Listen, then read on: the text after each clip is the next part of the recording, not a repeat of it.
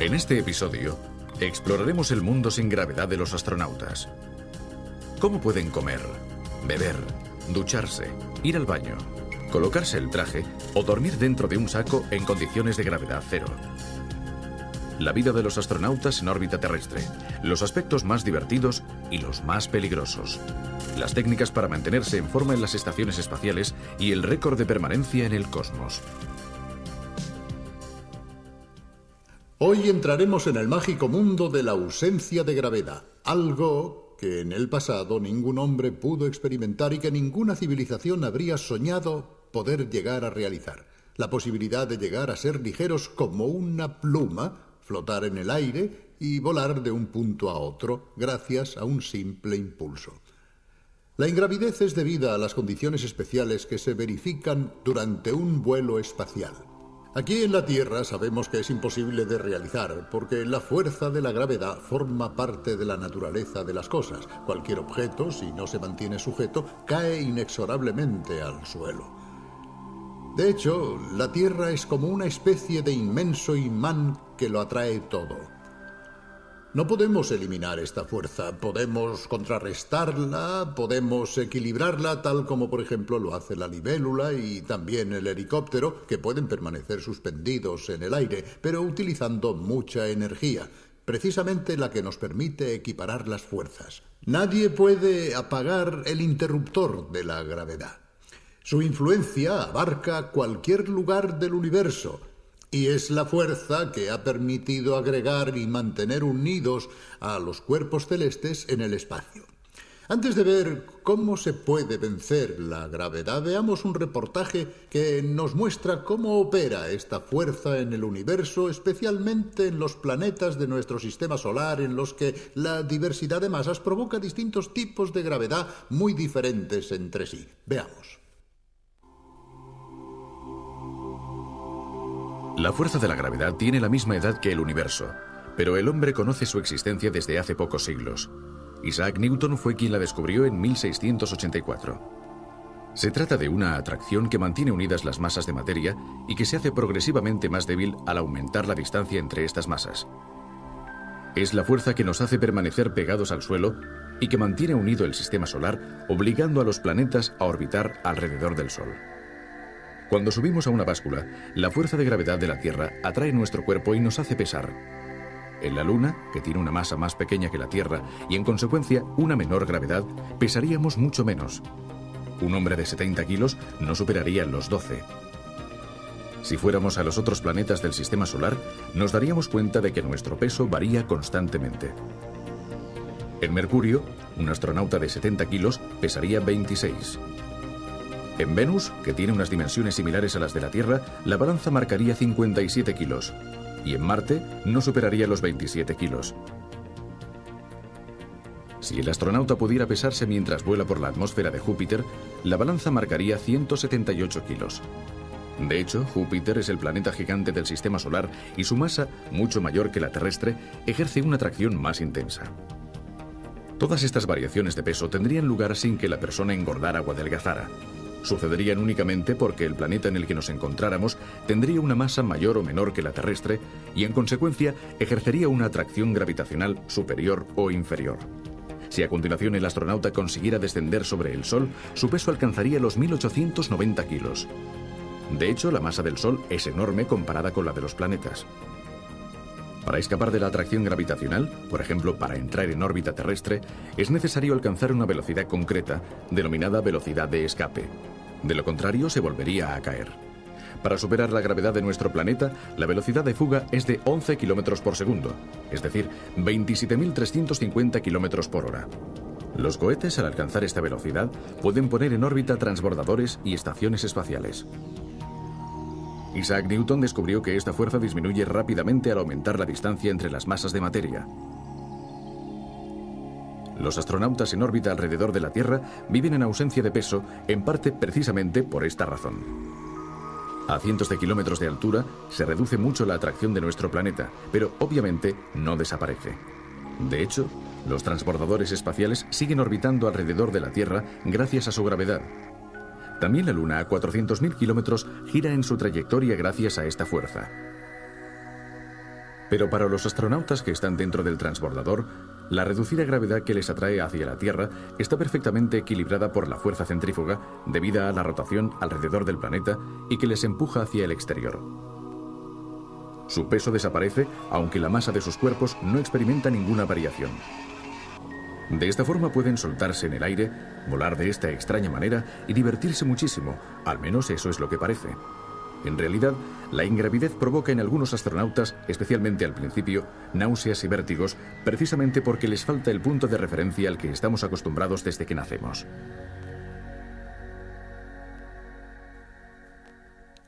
Como se ha visto en el reportaje, debemos puntualizar que aunque el término ingravidez se utiliza en la actualidad de forma habitual, si queremos ser precisos, no es un término exacto, porque la fuerza de la gravedad siempre está presente, incluso en el espacio. Lo que sucede es que se contrarrestan diferentes fuerzas y se obtiene así un equilibrio entre los distintos empujes. Esta ausencia de gravedad, dicho de otro modo, solo es aparente. Quizá sería mejor hablar de ausencia de peso. En la Tierra, esta situación de ausencia de peso es imposible de reproducir. Pero para entrenar a los astronautas se tiene que recurrir a algunos trucos que, aunque de manera imperfecta, permiten simular las condiciones que un astronauta encontrará en el espacio. Recientemente también la electrónica ha colaborado en estas simulaciones. ¿Cuántas veces habremos visto a los astronautas con sus trajes presurizados girando en el vacío cósmico? Son imágenes muy bellas que dan una gran sensación de libertad, pero que producen cierta aprensión. De hecho, nos preguntamos, ¿qué pasaría si el astronauta pulsara una tecla equivocada y el pequeño chorro de gas de su unidad de maniobra, en lugar de ayudarle a encontrar la posición deseada, lo enviara lejos del transbordador? Los astronautas, además, en la llamada EVA, actividad extravehicular, o sea, al flotar en el vacío cósmico, no están unidos con cables de seguridad a la nave madre. ¿Dónde aprenden a moverse también en ausencia de peso? El entrenamiento de los astronautas, especialmente de aquellos que saldrán al exterior, se efectúa con métodos muy distintos según las misiones que deban realizar.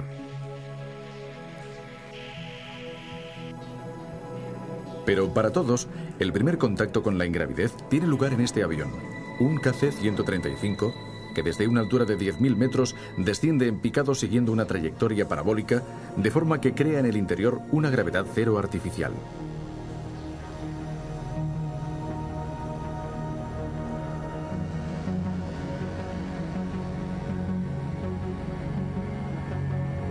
Aquí los astronautas no solo se familiarizan con la extraña sensación de la ausencia de peso, sino que además aprenden a colocarse el embarazoso traje que no les facilita las cosas.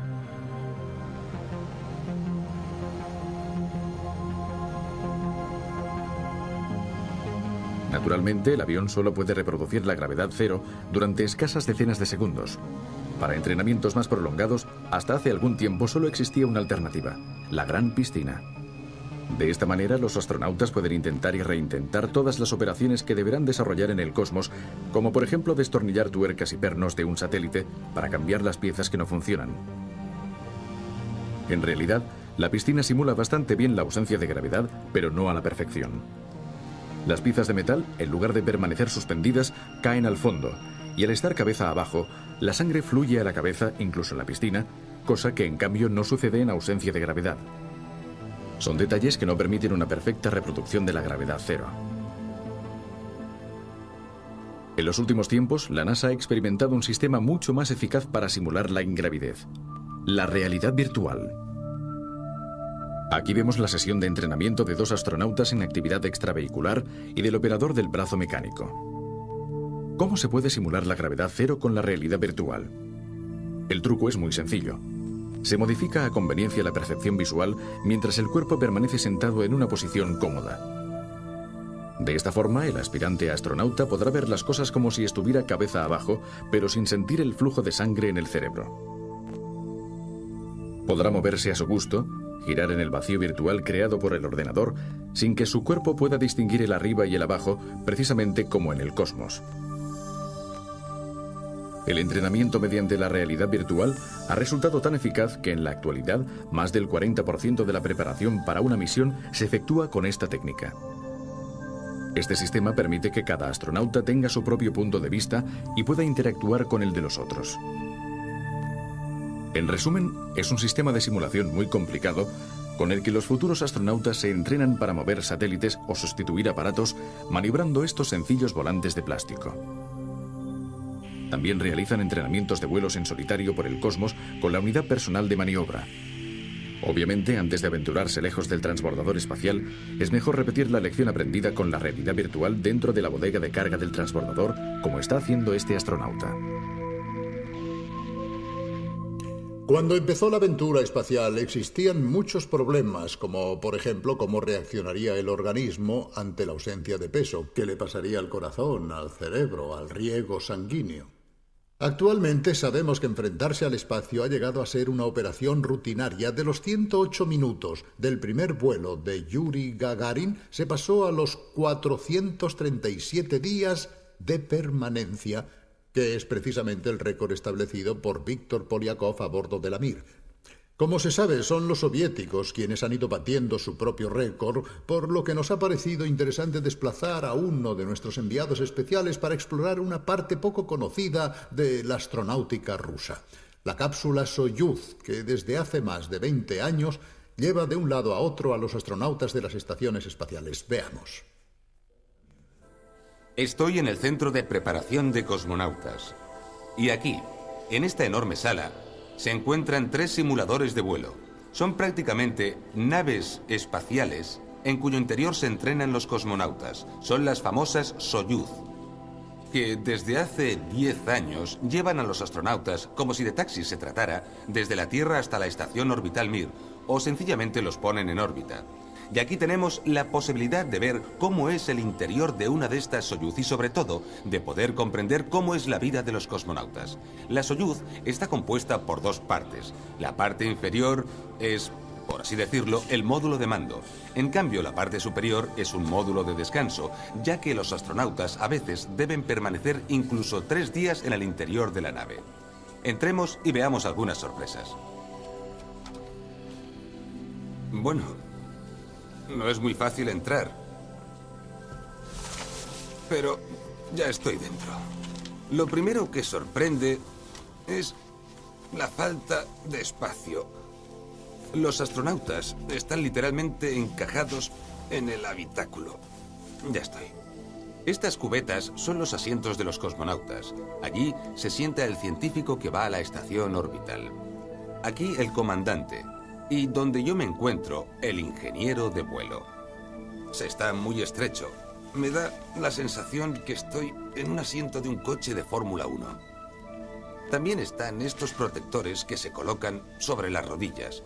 En la práctica sirven para fijar las rodillas con estas correas, porque al entrar en órbita, el cuerpo tiende a flotar y estos protectores lo mantienen fijo en el asiento. Esta es la radio, que funciona prácticamente como un walkie-talkie, así para hablar y así para desconectar. La nave cuenta solamente con 2 ventanillas, porque el piloto sabe por dónde va gracias a esta pantalla. Funciona en cierto modo como el periscopio de un submarino. Ve exactamente hacia dónde se dirige la cápsula.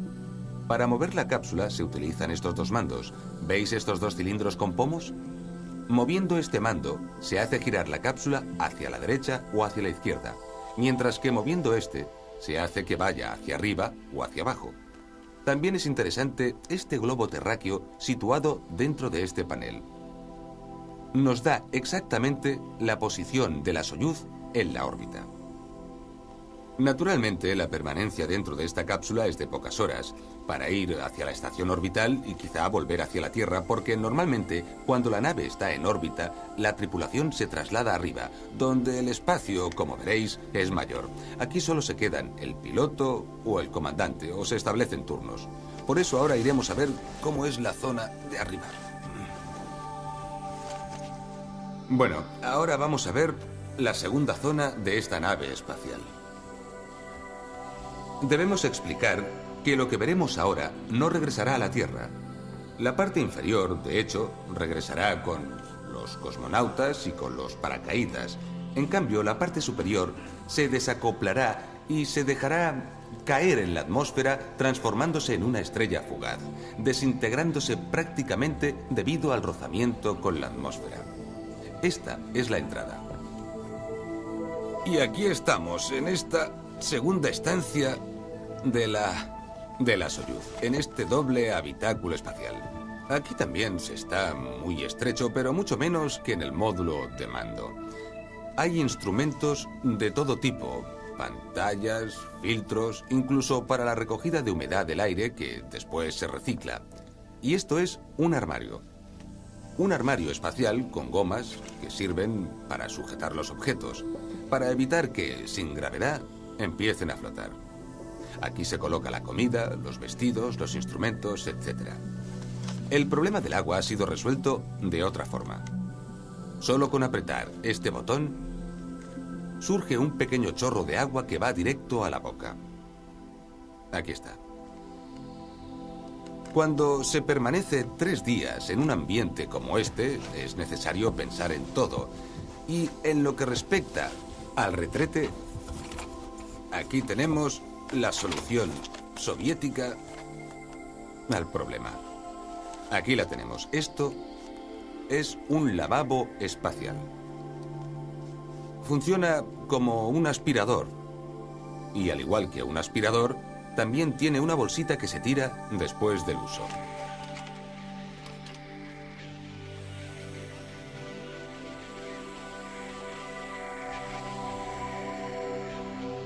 Vivir en el espacio en condiciones de ingravidez constituye una experiencia muy curiosa para el hombre, porque en esa situación cambia por completo la forma de moverse, y no solo eso, sino también la de dormir, de comer e incluso la de ir al lavabo. Esta es una visita por el interior del transbordador espacial estadounidense que nos desvelará cómo se vive en el espacio. Estoy en Houston, en el centro espacial de la NASA, y este enorme hangar que veis es un hangar muy especial, porque aquí es donde los astronautas se entrenan y se familiarizan con el transbordador.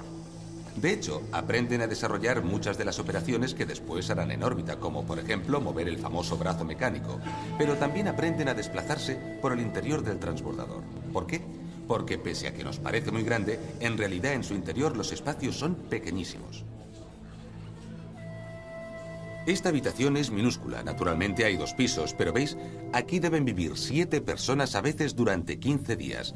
Y estas son las soluciones.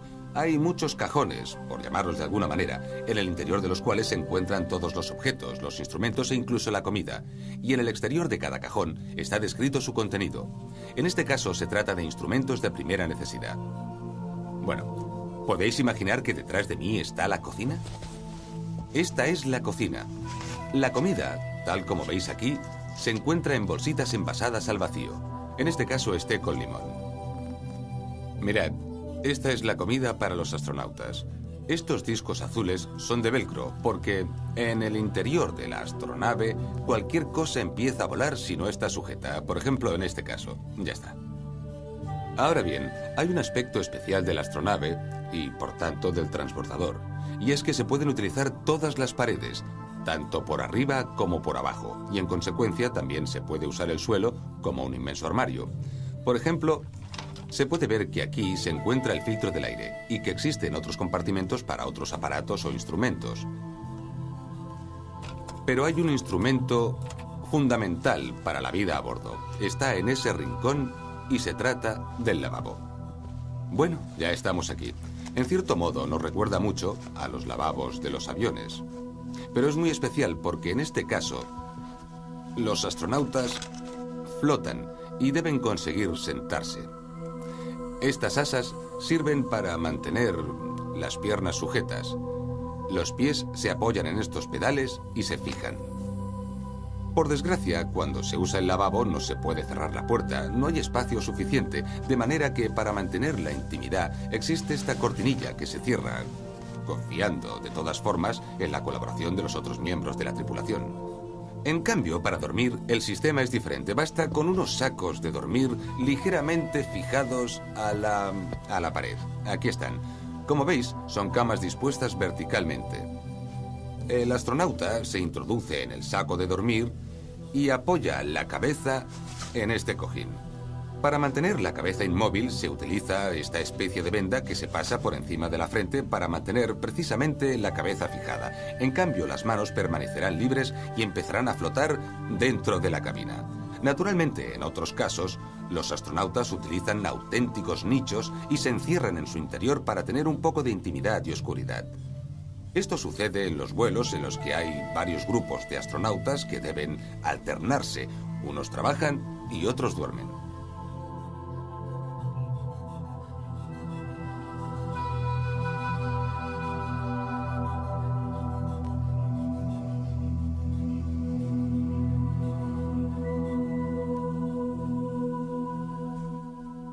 Pero ¿cómo viven los astronautas esta experiencia vital totalmente antinatural que no está prevista en la evolución biológica? Como es obvio, las sensaciones son muy diferentes y personales según cómo reacciona el cuerpo de cada uno. Algunos astronautas, por ejemplo, tienen continuos mareos, pero otros, en cambio, experimentan sensaciones inolvidables. Escuchemos esta experiencia.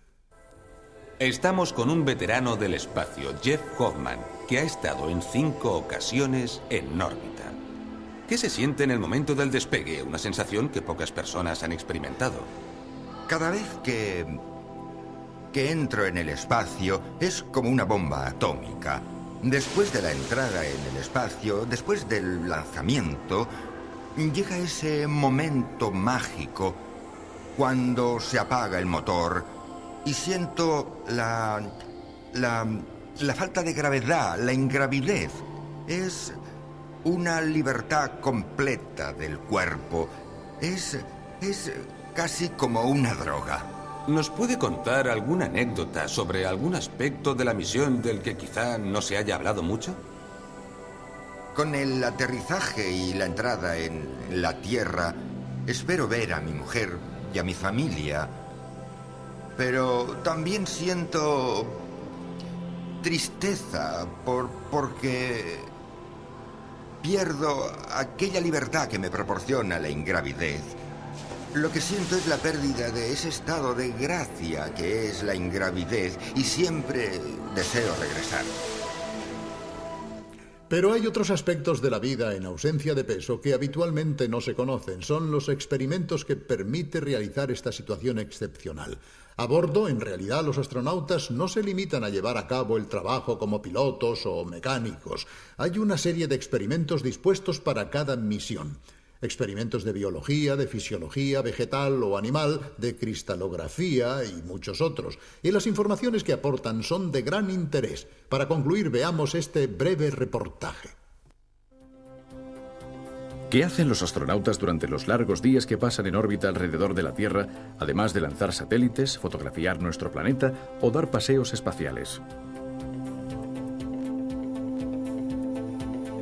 Nos encontramos en el transbordador durante la misión Spacelab D1, una típica misión en la cual gran parte del trabajo se realiza, en cambio, en el interior, en un laboratorio especial, el Spacelab, construido por la Agencia Espacial Europea. Dentro del laboratorio los turnos son agotadores, de hasta 15 horas al día, y las investigaciones y los experimentos son muy numerosos. Estos son algunos ejemplos. Este es un mecanismo que sirve para valorar las diversas reacciones del cuerpo humano ante imprevistas aceleraciones en una cierta dirección y en condiciones de ingravidez. Precisamente, muchas investigaciones se refieren al cuerpo. Aquí se mide la tensión junto con otros parámetros de la circulación sanguínea. En cambio, este examen ocular estudia si la ingravidez hace variar la tensión en el interior del ojo. Otras reacciones del ojo se estudian con una rueda giratoria. Este sencillísimo experimento nos demuestra, en cambio, cómo en gravedad cero la noción de arriba y abajo es relativa. El astronauta vendado debe indicar dónde es arriba y dónde abajo. Después de unas pocas rotaciones, responde al azar. Nos hemos trasladado al sector tecnológico. Lo que vemos son líquidos en varias concentraciones que se mezclan para saber cómo tiene lugar este fenómeno en ausencia de peso. Estos estudios son muy importantes para el crecimiento de los cristales superpuros, una producción que en condiciones de ingravidez se realiza de forma mucho más sencilla que en la Tierra. Naturalmente, no hay que olvidarse de la biología. Estas semillas han germinado normalmente, pero como puede verse, cada brote ha crecido en una dirección distinta. Sin la referencia de la gravedad, cada uno ha ido por su cuenta. En esta otra investigación, en cambio, los astronautas han analizado cómo las raíces consiguen absorber alimento en un mundo donde arriba y abajo son nociones muy relativas. El resultado lo consiguen a la perfección. Estos son algunos de los experimentos llevados a cabo durante una misión común. Habitualmente la ingravidez facilita la realización de experimentos con instrumentos muy sencillos. Aquí se está estudiando la resonancia de un líquido sometido a varias frecuencias. La misma experiencia repetida con un largo resorte. Y finalmente, un descubrimiento. La solución al problema del huevo de Colón en el cosmos es muy sencilla. Solo hay que dejar flotar el huevo. Permanecerá de pie, o casi.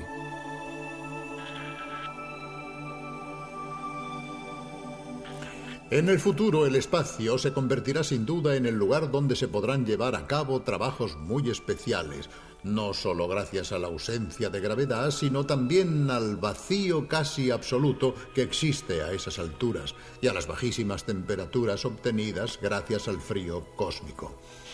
Nos encontramos solo en los comienzos de la aventura espacial, pero ¿podrá el hombre adaptarse a vivir en condiciones de ingravidez, no solamente durante breves misiones, sino durante largos periodos como las misiones interplanetarias o tal vez para las colonias espaciales?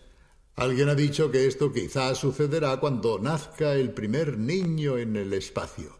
Bien, permitidme decir que si esto llega a suceder, no envidio a ese niño. Pienso que nosotros hemos sido creados durante millones de años para vivir aquí en la Tierra.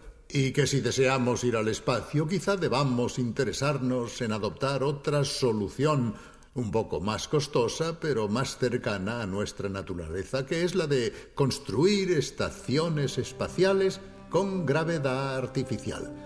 Tendremos la oportunidad de hablar de este tema en otro capítulo. Por el momento, hasta pronto, hasta la vista. Que mantiene unidas las masas de materia y que se hace progresivamente más débil al aumentar la distancia entre estas masas. Es la fuerza que nos hace permanecer pegados al suelo y que mantiene unido el sistema solar, obligando a los planetas a orbitar alrededor del Sol. Cuando subimos a una báscula, la fuerza de gravedad de la Tierra atrae nuestro cuerpo y nos hace pesar. En la Luna, que tiene una masa más pequeña que la Tierra y en consecuencia una menor gravedad, pesaríamos mucho menos. Un hombre de 70 kilos no superaría los 12. Si fuéramos a los otros planetas del sistema solar, nos daríamos cuenta de que nuestro peso varía constantemente. En Mercurio, un astronauta de 70 kilos pesaría 26. En Venus, que tiene unas dimensiones similares a las de la Tierra, la balanza marcaría 57 kilos. Y en Marte no superaría los 27 kilos. Si el astronauta pudiera pesarse mientras vuela por la atmósfera de Júpiter, la balanza marcaría 170... Y también el helicóptero, que pueden permanecer suspendidos en el aire, pero utilizando mucha energía, precisamente la que nos permite equiparar las fuerzas. Nadie puede apagar el interruptor de la gravedad. Su influencia abarca cualquier lugar del universo, y es la fuerza que ha permitido agregar y mantener unidos a los cuerpos celestes en el espacio. Antes de ver cómo se puede vencer la gravedad, veamos un reportaje que nos muestra cómo opera esta fuerza en el universo, especialmente en los planetas de nuestro sistema solar, en los que la diversidad de masas provoca distintos tipos de gravedad muy diferentes entre sí. Veamos. La fuerza de la gravedad tiene la misma edad que el universo, pero el hombre conoce su existencia desde hace pocos siglos. Isaac Newton fue quien la descubrió en 1684. Se trata de una atracción, el récord de permanencia en el cosmos. Hoy entraremos en el mágico mundo de la ausencia de gravedad, algo que en el pasado ningún hombre pudo experimentar y que ninguna civilización habría soñado poder llegar a realizar. La posibilidad de llegar a ser ligeros como una pluma, flotar en el aire y volar de un punto a otro gracias a un simple impulso. La ingravidez es debida a las condiciones especiales que se verifican durante un vuelo espacial. Aquí en la Tierra sabemos que es imposible de realizar porque la fuerza de la gravedad forma parte de la naturaleza de las cosas. Cualquier objeto, si no se mantiene sujeto, cae inexorablemente al suelo. De hecho, la Tierra es como una especie de inmenso imán que lo atrae todo. No podemos eliminar esta fuerza, podemos contrarrestarla, podemos equilibrarla tal como por ejemplo lo hace la libélula.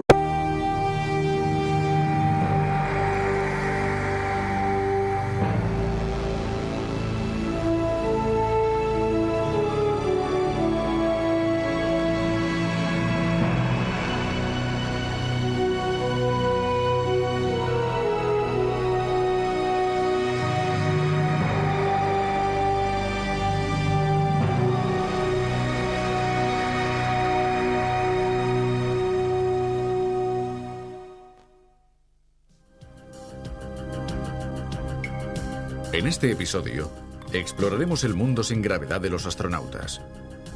¿Cómo pueden comer, beber, ducharse, ir al baño, colocarse el traje o dormir dentro de un saco en condiciones de gravedad cero? La vida de los astronautas en órbita terrestre, los aspectos más divertidos y los más peligrosos. Las técnicas para mantenerse en forma en las estaciones espaciales y 8 kilos. De hecho, Júpiter es el planeta gigante del sistema solar y su masa, mucho mayor que la terrestre, ejerce una atracción más intensa. Todas estas variaciones de peso tendrían lugar sin que la persona engordara o adelgazara. Sucederían únicamente porque el planeta en el que nos encontráramos tendría una masa mayor o menor que la terrestre y, en consecuencia, ejercería una atracción gravitacional superior o inferior. Si a continuación el astronauta consiguiera descender sobre el Sol, su peso alcanzaría los 1890 kilos. De hecho, la masa del Sol es enorme comparada con la de los planetas. Para escapar de la atracción gravitacional, por ejemplo, para entrar en órbita terrestre, es necesario alcanzar una velocidad concreta, denominada velocidad de escape. De lo contrario, se volvería a caer. Para superar la gravedad de nuestro planeta, la velocidad de fuga es de 11 km por segundo, es decir, 27.350 km por hora. Los cohetes, al alcanzar esta velocidad, pueden poner en órbita transbordadores y estaciones